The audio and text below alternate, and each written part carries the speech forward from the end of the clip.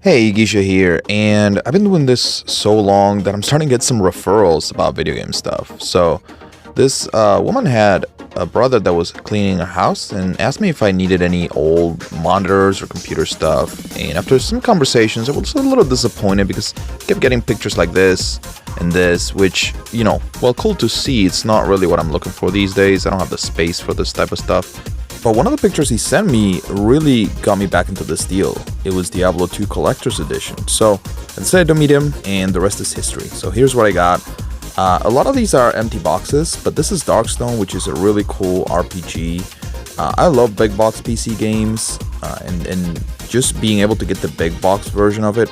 Getting the CD cases with the games themselves is not hard. The hard part is finding the boxes which are easy to damage, and they've been around for years. It's just cardboard, right? But this one has the box, has the inner cardboard, has a few of the papers, and I found some random diskette there, which I thought it was pretty funny.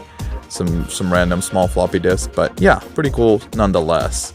This was a golden era in PC gaming in my opinion, but yeah, I sound like an old man, I know. I also got Vampire the Masquerade Redemption, and this was the collector's edition. It felt pretty heavy, so I was very hopeful to open it up. The top's a little busted, but I guess that's how you were supposed to open it back in the day.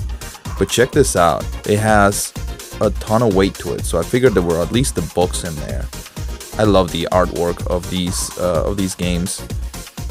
The first book here is massive. It's the whole manual, story, etc., everything you need to know. Then there's the Book of Nod, which is more story-driven and whatnot. It has some cool, almost like comic-like artwork and just some really awesome stuff.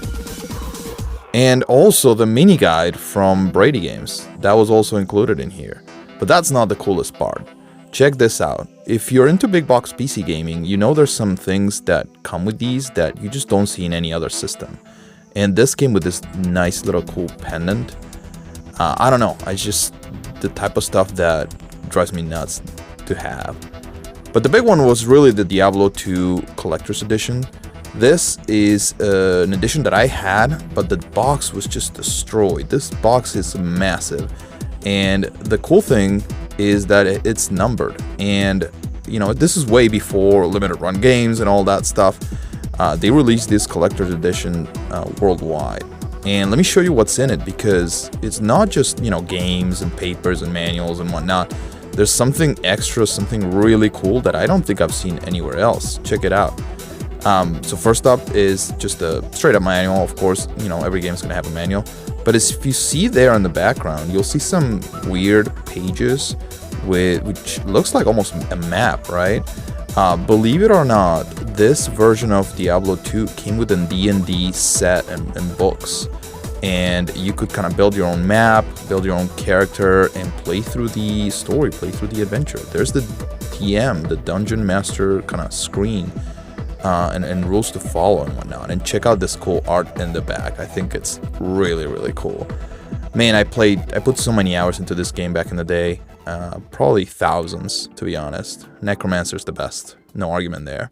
But here's the quest book. I've actually never played D&D. I know a lot about it just from YouTube, but I've actually never played it. If there was a book I was going to follow, or a story I was going to follow, it would be this one, just to bring me back to this era of D&D. There's also the rules book, of course, that, if you're into D&D, you know what this is all about. Explains everything. Some additional character pages, I believe. You can see the Amazon there, and some of the monsters and enemies and their stats. Very interesting to own. And some additional papers, some, fine print into this collection, some internet things. But of course, every D&D set needs to come with the dice, right? And you can see there, there's a little bit of, there's a baggie with some D20s and D4s, etc. Really interesting, really cool. This is what you don't get in today's gaming world. Collector's editions, yeah, they're cool. They come with booklets, maybe posters, maybe stickers, but These back in the day came with like pendants and toolboxes and a D&D set, and it's just on a different level in my opinion. Check out this massive Warcraft 3 poster that also came with it. These were really the strongest ads for other Blizzard games as well. Alright, moving on, we have this massive real arcade controller for the PlayStation 2, and I'm just gonna let you hear these sounds because they're so satisfying. I don't know that I'll use this. It's kind of a Chinese brand, but it's still pretty cool to own. It's the size of an Xbox. The next part is probably my favorite. So these are a bunch of system boxes that I believe were never even moved in like 30 years or something, because these are just covered in dust, but everything is in there, right? All the papers, all the cardboard, even the manuals on this particular one for the GameCube. And believe it or not, I don't have the box for my GameCube. That's long gone. So this is a cool find that will help me complete a bunch of my systems. So that was the black GameCube that I use. But also, check this out. There's also a Nintendo 64 one. Okay, nice. It's very clean. You can see the edges. It's not damaged at all from like a bunch of moves. This was just somebody's parents, emptying their basement. And check this out. The sale date is March 16th, 1997. Man, that hit me like a punch. That was 28 years ago, believe it or not. But inside, it has the cardboard, and it's not the cardboard, the foam, and it's in really good shape. I was interested because it felt like there was a little bit of weight. And one thing that I hadn't seen before was this box for an RF switch. And you can tell they took care of their stuff because half the wrapping is still there. So really interesting to see. A bunch of the baggies and whatnot, nothing too crazy. But nonetheless, I'm able to complete another system here with this box. The third system box I got was a PlayStation 2 one. The classic blue one, and you can tell it's a little bit dusty. I just got home and I wanted to film this. I didn't even clean the dust much, to be honest. But yeah, I don't know. The condition on these is just insane. I don't often see such crisp cardboard boxes from 30 years ago. And inside this one, I had to wiggle it a little bit because it was a little bit tight. But inside this one, they were just what you expect. All the baggies for the stuff, the manuals and papers and whatnot. But there was something kind of interesting that I hadn't seen before. I hadn't seen in a while, to be honest. And I took a look and it's like, oh, what is this piece of cardboard? It looks like a memory card holder. But of course, no memory cards. They were all used. But still interesting. And as I kept digging into the box, I found the actual blister for these. Can you believe keeping the cardboard and the blister for your memory cards? That's just crazy to me. I feel like most people just get rid of that and throw it away. But nonetheless, it's there. I might keep it. I don't know what I'll do with it. But still cool to see. Last but not least, probably my favorite one and the one that I never owned. Even back in the day, I never owned a brand new Super Nintendo, which had the box as crisp as this one.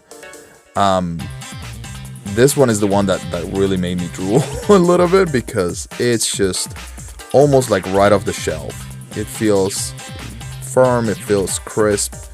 There's a corner with a little bit of damage there, but again, I'm nitpicking at this point. It's just really, really nice. But that's not all. I felt some decent weight on it, so I had to dig in. I've been waiting for this one specifically. Because it's one that, of course I love the Super Nintendo. I just never had it back in the day as a brand new system. But as I grew older and explored some retro games, this was it. So check it out. I was excited to find some cords in here. Okay, let's take a look, right? A few of these were like third-party TV cords, some random power cord. There was one that was just cut with the wires hanging out. But it did have the original, AV cord to plug it into the TV, so that was interesting. But the best part is really in the paperwork. These were, I feel like they were just taken out, looked at one time, and never to be used again. 30 some years later, maybe 40. I'm not gonna do the math, it's gonna depress me. But look at this, all the papers that came with it originally. I've never owned a complete in box SNES, but now I do. So very excited about that. Last but not least is the games that were in this lot. And it wasn't just games for those systems, there were a few things as well, a few surprises there. So this copy of Mario Kart on Game Boy Advance, I thought it was brand new at first, because again, it had the cover almost to the top. But you could tell they took care of their stuff because they just, made the cut, get the game out, and that's it. This was never touched again. So this is basically everything but the game. And, this is not such a rare game, and I actually have a copy of it. So now I own a complete in-box copy of Mario Kart Super Circuit for Game Boy Advance, so that's pretty interesting, pretty cool. So hard to complete games that had cardboard boxes. You've seen some of my videos completing DS games. Some of the cardboard boxes ones are insanely hard or crazy expensive to find. So this was a nice find that will go into the collection. There's a few Super Nintendo games. We have All-Stars, Super Mario, very cool. All of these are really clean with no label issues or no yellowing. We got Mortal Kombat 3, those two I already have. We got Cybernator, I want to say.